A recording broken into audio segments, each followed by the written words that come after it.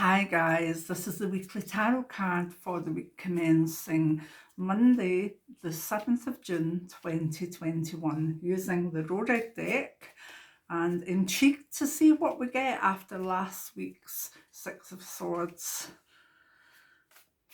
I've already given them a good shuffle this morning. I hope you're doing well.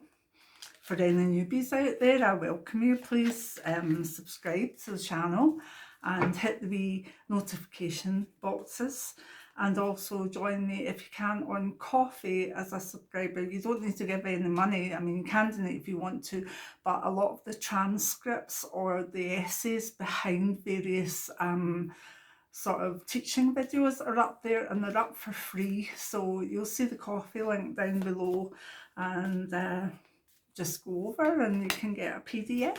So it's my way of giving back. So let's see. Right, okay, cut Colette. Oh, oh right.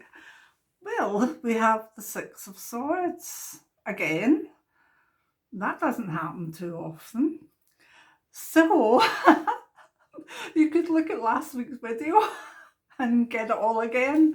But I think, you can watch it if you want, but I'll try and bring out some of the maybe how weighty this card becomes when it comes out 2 weeks in a row. Now, the cards have been shuffled loads this morning because I do make a habit of getting really tore in and giving cards good shuffles.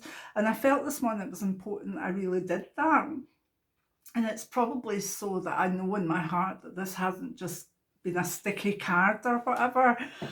It definitely has come out again. So following on from last week's Six of Swords, as I said, we have this week's Six of Swords. Now you'll see the sort of labyrinth or maze on it, and you've got the two threads at the bottom going through the maze and then meeting at the top. Oh my goodness. I think this happened once many years ago when we got the Wheel of Fortune twice, and it freaked me out a wee bit, but every card in the deck has the same chance, the same probability of coming up, so I don't know why I'm so shocked.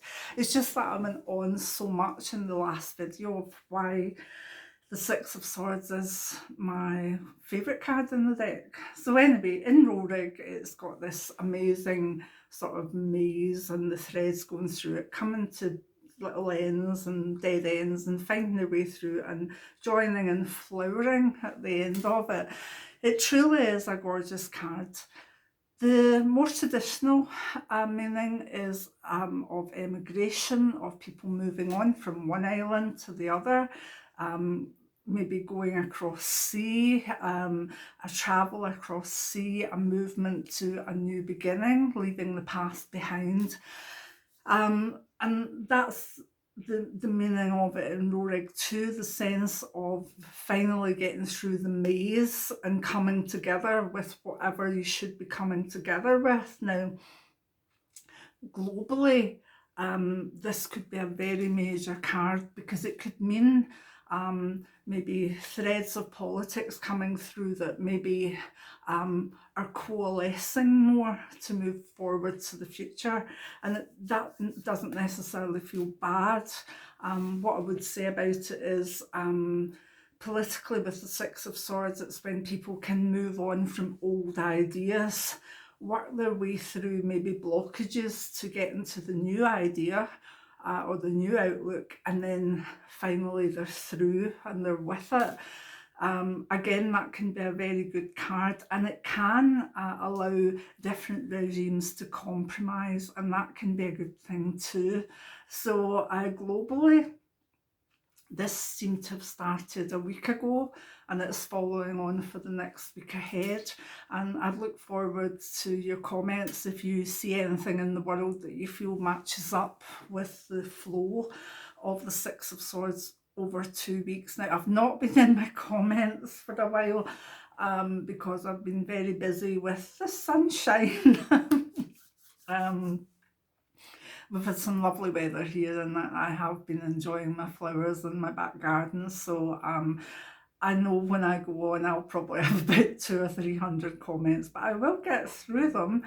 So I don't know what your comments were from last week yet, sorry, but I'll be interested to see the flow of this. So if you see anything globally that you think, yes, that is a Six of Swords, please let me know in the comments. If we're looking at jobs, this could be a sense of you getting past barriers to getting back to career or moving forward with career plans. Obviously, one of those dead ends in the maze could have been COVID and COVID restrictions, and now things are starting to open up more. You can find movement in your career. It's also a good one to make good connections for really for progress. If you've, say, written a book and the manuscript is out trying to find its way to the right person, this can be the card that connects it again. And that can be a really, really good thing. Now, if we look at it for relationships, it can be wonderful as well. It can be meeting your soulmate, coming together, particularly later on in life, with soulmates, after you've had a few knocks and not so good ones along the way. And I like it, that card came out just before I met my lovely Jim. So this card is relevant for me in that. And to be honest, it's relevant for me in a lot of things over the years. So you could meet a soulmate. From a point of self-love, it could just simply mean that you've worked your way through the barriers. You've sort of, like a maze, you go down a dead end that's not right. You've got to retrace your steps and get back on. I hate mazes, by the way. I was lost in one many years ago, and even the psychic awareness couldn't get me out of it. I was absolutely terrified. And it took like a 12-year-old child to actually rescue me, which was just embarrassing, but it was what it was. I think I panicked. I was like, oh no. So anyway, like if you're thinking of a new relationship, it might be that this card is saying, well, yeah, ready. You've come through your sort of dead ends and your blocks, and now you're in the right place and the right frame of mind for having that. And if you're in a relationship, it can bring it closer. It can be the next step. Think of emigrating, maybe from being partners to be engaged, from engaged to be married, from being together to buying a house together. All these lovely things come on that card. Health-wise, because of the sort of maze, I tend to see it as the labyrinth of the inner ear, and a lot of people are getting labyrinthitis and also blocked ears simply because of the humidity and hay fever. So there might be a high pollen count for the week ahead, but it's not the worst card in the deck. In fact, a lot of people can make it through their even mental health problems with this card and come out the other end ready to start fresh. So that's good. Financially, again, it's very similar, overcoming your roadblocks, leaving past habits in the past and moving forward. Spiritually, the same thing, moving on to find a soulmate connection. That could be a soulmate tarot deck, a soulmate wand, a soulmate bag of runes, a mentor, my channel. Had to get that one in. So who knows what it means spiritually for you, but it'll be very personal, so enjoy it. And I think that's it. So I am thrilled that my favourite card in the deck, we shouldn't have favourites, we all do. My favourite card in the deck. And it's out twice. And I'm really looking forward to seeing what it brings. So if you like the way I read the tarot, my book Tarot Novice to Pro, Colette Brown, is in all Amazon and marketplaces like Watersons and everywhere like that, and you can order it. If it's not in a physical shop, they will order it for you.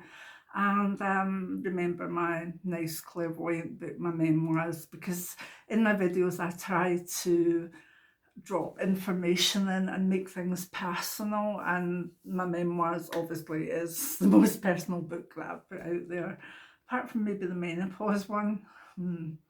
No, it was the Memoirs. So anyway, I love you and leave you, and I'm looking forward to hearing from you this week. Many blessings.